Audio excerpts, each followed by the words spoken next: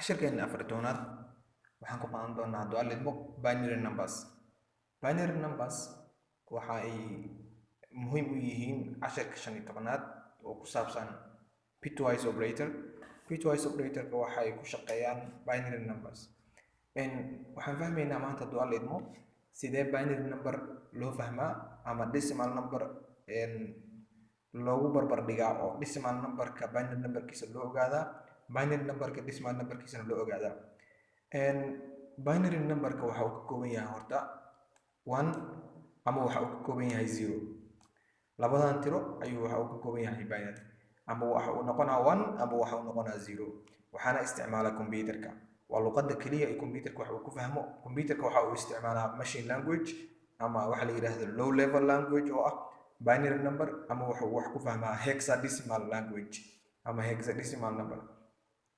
marka binary-ga computerka haddii aad magac ku qortid, haddii aad shaqo u dirtid, wax walba waxa uu ku qabtaa binary ahaan. sidoo marka computerka binary-ga ama decimalka isugu turjumaa oo u fahmaa. luqadan bitiska ama 0 iyo 1 marka la isticmaalayo waxaa laga socdaa dhanka midig, waxaa loo socdaa dhanka bidix. From right to left waxaa loo socdaa dhanka bidix mar walba. markaa dhanka bidix u soconaysidna waxa ay tahay times 2. si fiican u faham, god walba oo aad u socotid times 2.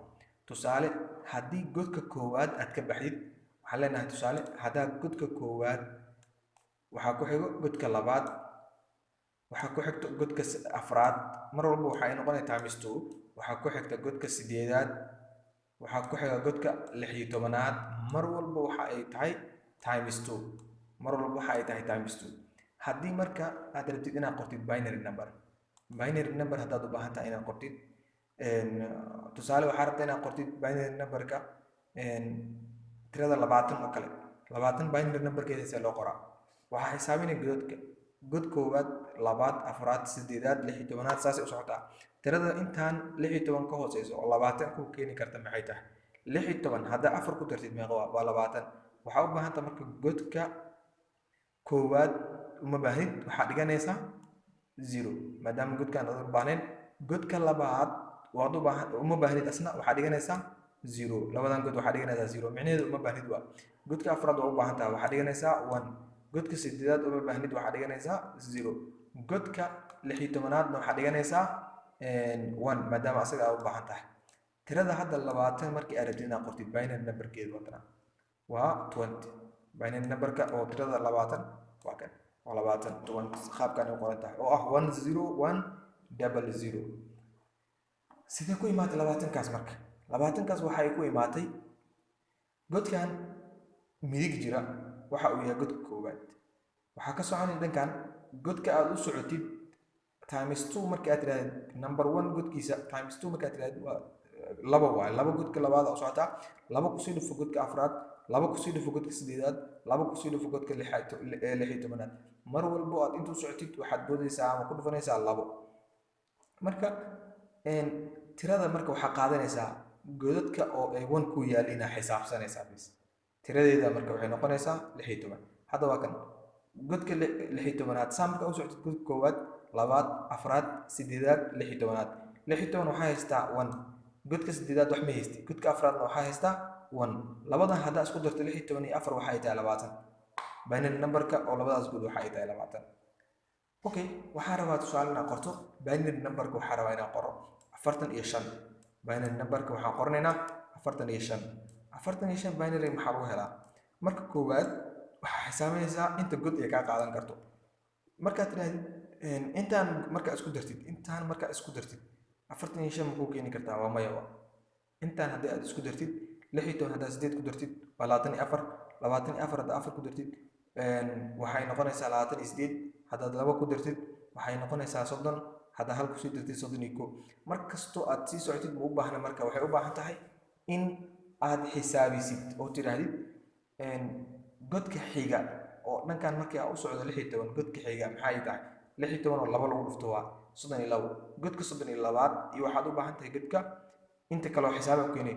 waxaa leedahay tusaale tirada 45 waxay noqonaysaa godka 32aad oo aad hal dhigatay iyo godka 16 u baahnid, godka sideedaad oo aad hal dhigatay godka afraad oo aad hal dhigatay, godka labaad oo eber dhigatay, iyo godka koowaad oo hal aad dhigatay. 45 waxaa lagu helaa tiradan 45 see kusoo baxday. waxa ay kusoo baxday 45 godkan waxa waaye 1 waxa uu taagan yahay 1 qoro marka 1 plus markii hal aan ku darno 1 markii aan ku darno godkan labaad waa laba maadaama 0 booskeeda ay taalo ma qaadanayno tirada 1 booskeeda ay taalo bisan qaadanayna godka labaad 0 taalo ma qaadanayno godkan waxa ay tahay godka afraad 1 aan u yaalo waa qaadanayna 1 plus 4 markii aan ku darno plus aan leenahay godka afraad markaan socono godka sideedaad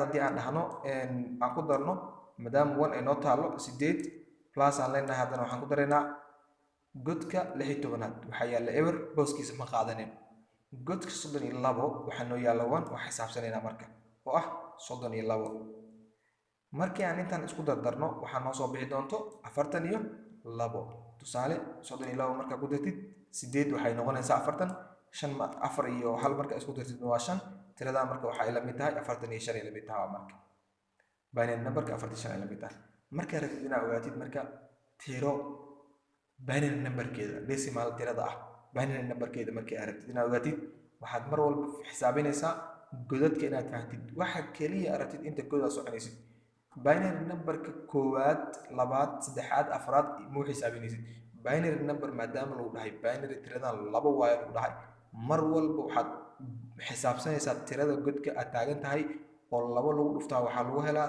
godka xiga dhanka bidix marka loo socdo tusaale hadda waxaan rabnaa oo tirada ugu dambeyso decimalka aan soo qaadanayno sidee lagu helaa adiga 70 sidee lagu helaa 70 sidee lagu helaa godka waxaan xisaabinaa tirada 70 sidee lagu helaa binary numberka 70 sidee ku helinaa binary numberka 70 waxaan ku heli karnaa annagoo isku dardarna godka koowaad waxaan xisaabinayna godka koowaad godka labaad godka afraad waxaa xisaabinaysaa godka sideedaad godka 16aad godka 16aad godka 32aad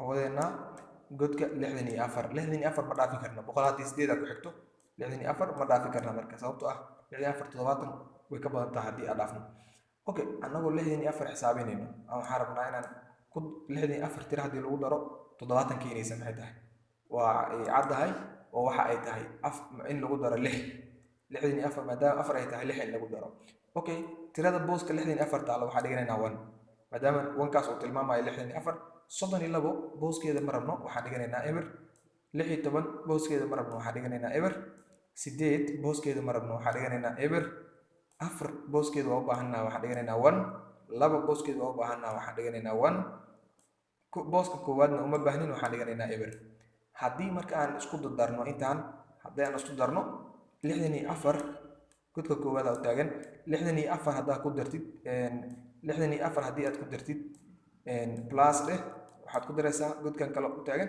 4 kale u taagan maxay tahay 64 haddaad 4 ku dartid plus godkan kale muxuu taagan yahay waa 2 isku dar waxa ay noqonaysaa 70 totalka waxay soo bixaysaa 70 ku soo bixaysaa markastoo aad rabtid inaad ogaatid marka binary-ga waxaa xisaabsanaysaa godadka inaad xisaabsatid waxaan leenahay marka haddana haddii binary meesha ay u yaallo sidee lagu ogaadaa decimalkiisa hadduu meesha binary yaallo decimalka sidee loo ogaadaa tusaale waxaa yaalla meesha 111 binary waa sidee lagu ogaadaa decimalkeeda kasoo bilaab godkan maxaa waaye godka koowaad 1 dheh plus godkan maxaa waaye godka labaad waxaa qaadanaynaa meesha 0 hadduu yaali lahaa ma qaadan lahayn tiradaas laakiin maanta 1 ayaa yaallo 1 plus markaan dhahno godkan godka labo tilmaamaa 2 ku daraynaa marka plus godka kale muxuu tilmaamaa 4 tilmaamaa 4 intaa marka la isku daro waxaa soo bixaysa 7 marka waxa ay u taagan tahay triple 1 oo binary ah aan mid kale ku sii darno haddaan dhahno 1 0 1 0 intaan maxay u taagan tahay godka koowaad xisaabi godkan waxa uu taagan yahay godka koowaad kan waxa uu taagan yahay godka labaad kan waxa uu taagan yahay godka afraad uu taagan yahay kanna waxa uu taagan yahay godka sideedaad macnaheedu marka 4 waa laga tagaa maadaama eber ay taalo 1 waa laga tagaa maadaama ay taalo eber 2 iyo 8 haddii la isku daro waa 10. Binary numberka 10 qaabkana loo qoraa. cashirkeennii 14aad oo aan maanta uga hadalnay binary numberka sidee decimalkiisa loo fahmaa. binary numberkana loo fahmaa hadduu alidmo waxaan kusoo gabagabeynaynaa meeshaas.